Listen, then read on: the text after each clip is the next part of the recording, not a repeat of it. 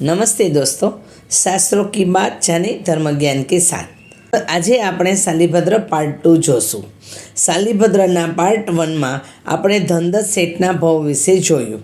અંત સમયે સુપાત્રદાનની ઉત્તમ ભાવનાથી શેઠનો આત્મા મનુષ્ય ગતિને પામ્યો, પણ હા, ધનદત્ત શેઠના ભવમાં અતિલક્ષ્મીનો સંચય કરેલો હોવાથી સંગમના ભવમાં તે લક્ષ્મીને પામી શક્યા નહીં, પરંતુ સુપાત્રદાનની અધૂરી રહેલી ભાવનાથી સંગમના ભવમાં સુપાત્રદાનની ભાવના પરિપૂર્ણ કેવી રીતે બને છે તે આપણે આજે જોઈશું। એક શાલિગ્રામ નામે સુંદર મજાનું ગામ હતું। શાલિગ્રામ ગામમાં અનેક સંતોષી, સુખી, સદાચારી, સમૃદ્ધ પરિવારો વસી રહ્યા હતા। આ જ ગામમાં ધન્યા નામે એક ભરવાડણ સ્ત્રી રહેતી હતી।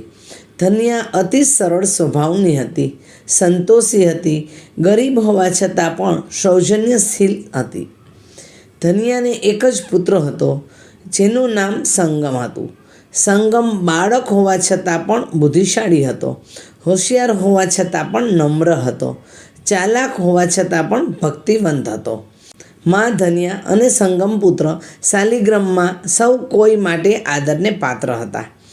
ધન્યા આસપાસના ઘરોમાં જઈ ઘરકામ કરી પોતાની આજીવિકા મજેથી ચલાવતી હતી, તો બાળક સંગમ આસપાસના ઘરોની ગાયો, વાછરડાઓ આદિ લઈ ગામની બાજુના ગોચરમાં પશુઓને ચરાવવા લઈ જતો હતો।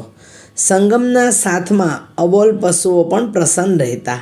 મા અને પુત્રને ક્યાંય કોઈ માટે ફરિયાદ હતી નહીં। આસપાસના પાડોશીઓમાં પણ ધન્યા અને સંગમ ખૂબ જ પ્રિય હતા।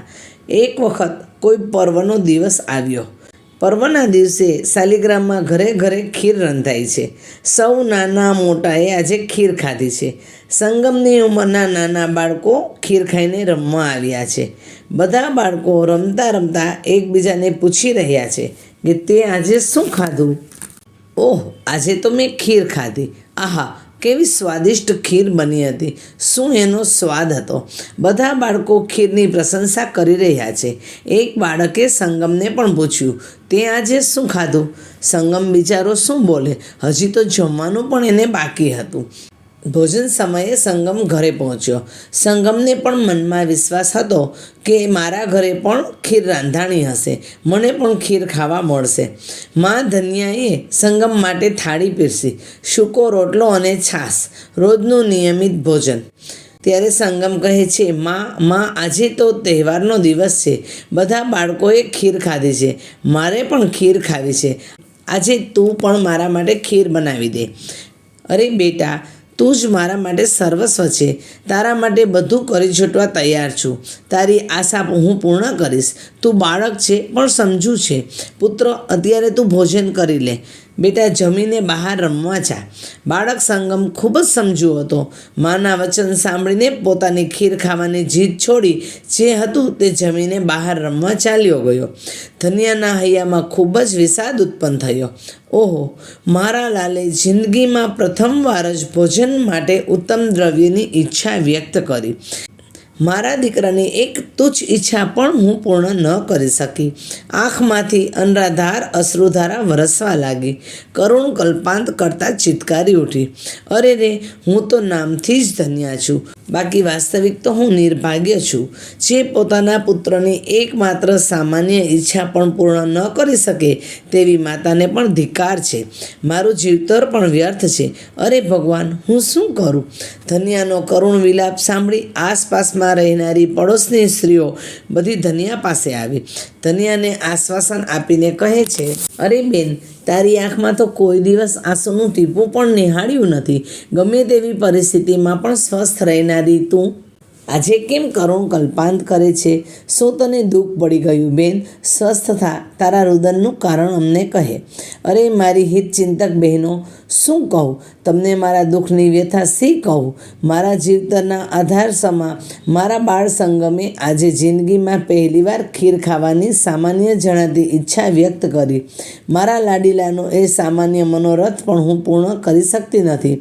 આ તે કંઈ મારું જીવન છે? અરે ધન્યા, આટલી જ વાત છે ને? આટલી નાની વાતમાં તું શું કામ કલ્પાંત કરે છે? સંગમને તું અમારે ત્યાં મોકલ, ઉત્તમ દ્રવ્યોથી મિશ્રિત મધુર સ્વાદિષ્ટ ખીર એને અમે ખવડાવીશું। ધનિયા તું પણ ચાલ, તું પણ ખીર ખાજે. ત્યાં તો બીજી સ્ત્રી કહે છે, બહેનો, આપણે અહીં જ ખીર બનાવીએ, જેથી ધનિયા સ્વયં પોતાના પુત્રને ખીર ખવડાવી શકે. ધનિયાના મનોગત ભાવને સમજતી ત્રીજી સ્ત્રી કહે છે, જુઓ, આપણે બધી સખીઓ મળીને એક કામ કરીએ. એક સખી ધનિયાને ત્યાં દૂધ આપી જાય, બીજી સખી સાકર આપી જાય, કોઈ ચોખા લાવે તો કોઈ ઘી લાવે, કોઈ ઉત્તમ જાતિના મસાલાઓ લઈ આવે. આ બધું આપણે ધનિયાને આપીએ, એ સ્વયં ખીર બનાવી પોતાના લાડીલા પુત્રની ઈચ્છા પૂર્ણ કરશે. થોડી પળોમાં તો ધનિયાની ઝૂંપડીમાં ખીર બનાવવાની બધી સામગ્રી આવી ગઈ. પાડોશી સ્ત્રીઓના પ્રેમથી ધનિયા તો ગદગદ બની ગઈ. હર્ષભર્યા હૈયે અતિશય ભાવપૂર્વક ધનિયાએ સુંદર મજાની ખીર બનાવી. ખીર તૈયાર થઈ ત્યાં જ સંગમ પુનઃ ઘરમાં આવ્યો. મધાયમાન થતી ખીર પીરસી. માતાના મનમાં આજે આનંદ સમાતો નથી. પોતાના પુત્રને પોતાની મીઠી નજર ન લાગી જાય તે માટે માતા તો ત્યાંથી આજુબાજુના ઘરોમાં કામ કરવા માટે ચાલી ગઈ. જિંદગીમાં પ્રથમવાર જ આવું ઉત્તમ દ્રવ્ય ભોજનમાં મળ્યું છે. સંગમના હૈયામાં પણ અપાર આનંદ છે. હજી ખીર ખાવાની શરૂઆત નથી કરી, ત્યાં સામેથી આવતા અચિંત્ય ચિંતામણી રત્નતુલ્ય સાક્ષાત કલ્પવૃક્ષમાન નિગ્રંથ મહાત્માને પધારતા જોઈ સંગમનો આનંદ બેવડાઈ ગયો. તુરંત જ આસન ઉપરથી ઊભો થઈ ગયો. ઓહ, આજે મારા આંગણીએ 3 લોકમાં પૂજ્ય એવા મહાત્મા પધાર્યા. આજનો દિવસ પણ કેવો ધન્ય છે. રોજ તો મારા ઘરમાં સૂકા રોટલાના પણ ઠેકાણા હોતા નથી, ત્યારે આજે તો મારા ઘરમાં ઉત્તમ ખીર રંધાયેલી છે. આ ઉત્તમ ખીર મહાત્માના પાત્રમાં પડશે અને હું ધન્ય બની જઈશ. આસપાસના ભક્તિવંત આત્માઓ તો પ્રતિદિન આવા ઉત્તમ સુપાત્રદાનનો લાભ મેળવતા હોય છે. મારા જીવનમાં આવો અવસર આજે પ્રથમવાર જ આવ્યો છે. મહાત્માને વિનંતી કરું, મને લાભ આપો. તુરંત જ મહાત્માની સન્મુખ જઈ કહે છે, ભગવાન, કૃપા કરો, આજે મારા આંગણીએ પધારો, મને લાભ આપો. બાળકની શુદ્ધ નિર્મળ ભાવના જાણી મહાત્મા પણ ત્યાં પધાર્યા. ધર્મલાભ કહી મહાત્માએ આશીષ આપ્યા. ચિત્તમાં અનેરા આનંદને પામતા સંગમે અતિ ઉત્કૃષ્ટ ભાવે નિર્મળતાપૂર્વક મહાત્માના પાત્રમાં થાળી ભરીને ખીર વહોરાવી દીધી. મહાત્મા ખપ નથી કહે છે, પણ ભક્તિવંત સંગમે બધી ખીર મહાત્માના પાત્રમાં વહોરાવી દીધી. પુનઃ ધર્મલાભ આશીષ આપી મહાત્મા તો સ્વસ્થાને ગયા. આ તરફ સંગમની માતા ધનિયા પણ ઝૂંપડામાં આવી. પોતાના બાળક સંગમની થાળી ભરેલી ખીર ખાલી થઈ ગઈ એ નિહાળીને બીજી વધેલી ખીર સંગમની થાળીમાં માએ પીરસી. તે સમયે પણ બાળ સંગમની કેવી ગંભીરતા છે. મહાત્મા અહીં પધારેલા. મહાત્માને મેં અતિ ઉમળકાપૂર્વક ખીર વહોરાવી.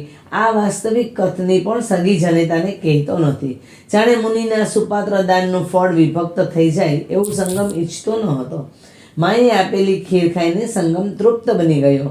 આજે મળેલા સુપાત્ર દાનના અચિંત્ય લાભથી કૃતકૃત્ય બની ગયો. અપેક્ષાએ નિહાળીએ તો આ અવર્ષ પેઢીમાં સૌ પ્રથમ સુપાત્ર દાન દેનાર શ્રેયાંશકુમાર અને પ્રભુવીરનો અભિગ્રહ પૂર્ણ કરનાર રાજકુમારી ચંદનબાળા કરતાં પણ બાળ સંગમનું સુપાત્ર દાન શ્રેષ્ઠ કહેવાય. રાજકુમાર શ્રેયાંશકુમાર તો પરમાત્મા ઋષભદેવ ભગવાનના પ્રપૌત્ર હતા. હસ્તિનાપુર નગરના યુવરાજ હતા. જાતિ સ્મરણ જ્ઞાનથી યુક્ત હતા. તો રાજકુમારી ચંદના પણ દધિવાહન રાજાની પુત્રી હતી. અનેક પ્રકારના ગુણોથી અલંકૃત હતી. જ્યારે બાળ સંગમ તો એક અબોધ ભરવાડનો પુત્ર હોવા છતાં પણ કેવો ઉત્તમ ભાવ! કવિ કલ્પના કરે છે કે આવું સર્વોત્કૃષ્ટ દાન આપેલ હોવા છતાં પણ દેવોએ સોનૈયાની વર્ષા કેમ ન કરી? અત્યારે દેવો ક્યાંથી સોના મોહરની વર્ષા કરે? આવતા ભવમાં પ્રતિદિન 99 પેટીઓ ભરીને સોનૈયા આદિની વર્ષા થવાની હતી. તેથી જ અત્યારે દેવોએ સોનૈયાની વર્ષામાં વિલંબ કર્યો. માં ધનિયા વિચારે છે, ઓહ, મારો લાલ ઘણી ખીર ખાધી છતાં પણ ધરાયો નહીં. માની મીઠી નજર સંગમને લાગી ગઈ. એ જ રાત્રિએ કર્મના ઉદયથી વિસૂચિકાનું ભયંકર દર્દ ઉપડ્યું. સંગમ જીવન મરણના ઝોલા ખાઈ રહ્યો છે, પણ સ્વસ્થતા અદ્ભુત છે. આજે મહાત્માને આપેલા સુપાત્રદાનની મનોમન વારંવાર અનુમોદના કરે છે. અનંત ભવની યાત્રા માટે સુપાત્રદાનનું સર્વોત્કૃષ્ટ ભાથું બાંધી લીધું છે. હવે અનંતની યાત્રામાં સંગમના આત્માને ક્યાંય તકલીફ નથી. સંગમ એ સુકૃતની અનુમોદના કરતો વિચારે છે, ક્યાં હું અજ્ઞાન બાળક સંગમ અને ક્યાં એ ઇન્દ્ર સમાન મહામુનિ. હું આજે ધન્ય બની ગયો, કૃતકૃત્ય બની ગયો. મારો જન્મારો આજે સફળ થઈ ગયો. આવા મહાત્માનું શરણ જ મારા માટે યોગ્ય છે. આવી શુભ ભાવના ભાવતા સંગમનું આયુષ્ય પૂર્ણ થયું. સુપાત્ર દાનના પ્રભાવે જે ગતિમાં દાન ધર્મની પ્રધાનતા છે તેવી મનુષ્ય ગતિમાં પુનઃ પહોંચ્યો. સંગમે ઉત્કૃષ્ટ ભાવ દ્વારા જે સુપાત્ર દાન આપેલું એ પુણ્યના ફળનો ભોગવટો કરવા માટે સંગમનું ખોડિયું જાણે બદલાઈ ગયું. માતા ધન્યા કલ્પાંત કરી રહી છે, પરંતુ બાળક સંગમ તો અનંતની યાત્રાએ નીકળી પડ્યો છે. સંગમના હવે પછીના ભવમાં આ સુપાત્ર દાનનું ફળ ક્યાં અને કેવી રીતે મળે છે તે આપણે આગળના પાઠમાં જોશું. જય જિનેન્દ્ર.